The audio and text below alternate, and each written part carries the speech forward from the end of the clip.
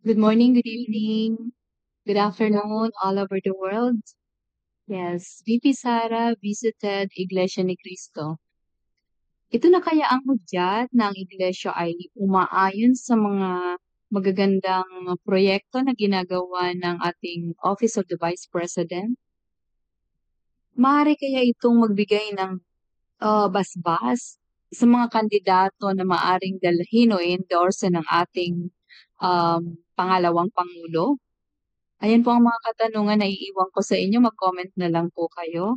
At tingnan natin ang mga susunod pang mga mangyayari at tuloy-tuloy po ang mga binibigay sa ating mga information ng ating mahal na pangalawang Pangulo. Bali, very unexpected po yung kanyang mga galaw nitong mga nakarang araw. Ano po? Like, bigla niyang binisita si former Vice President Leni Robredo. At without us knowing, nabisita na niya pala yung karamihan sa mga vice president. At lately, maraming nagka-courtesy call sa kanya galing sa ibang bansa kagaya ng ambassador ng Cambodia, Sri Lanka, and then UK at marami pang iba.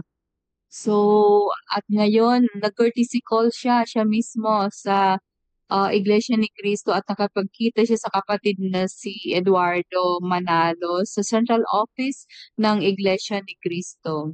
Ano pa kaya ang maaari nating abangan? Kaabang-abang ang nabanggit niyang video na hawak niya na maaaring magpabago sa sitwasyon ng ating bansa. Who knows? At magdasal lang po tayo para sa patuloy na ikapagpapabago at ikaunlad ng ating bansa.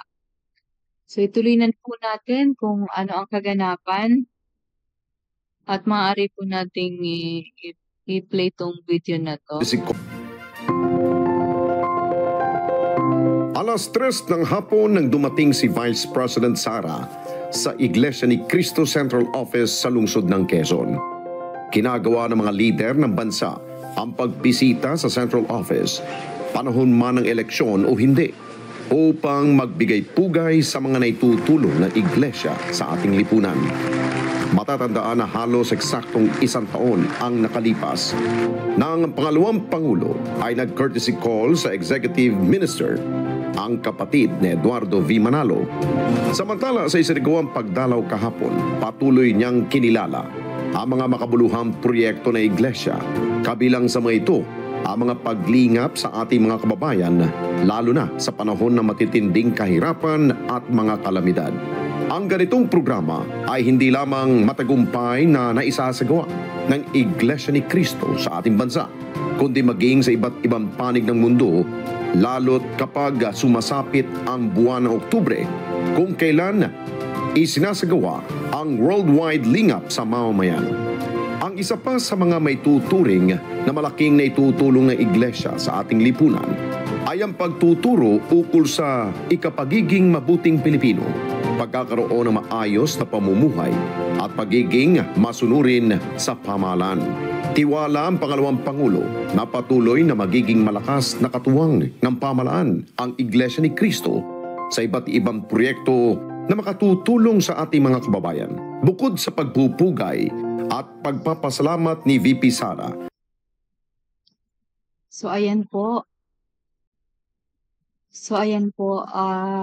Sundan po natin ang mga susunod na magaganap at sama-sama po tayong manalangin at manindigan sa kung ano ang tama. Ipagdasal po natin si Congressman Marcoleta para sa kanyang pagkandidato bilang isang senador.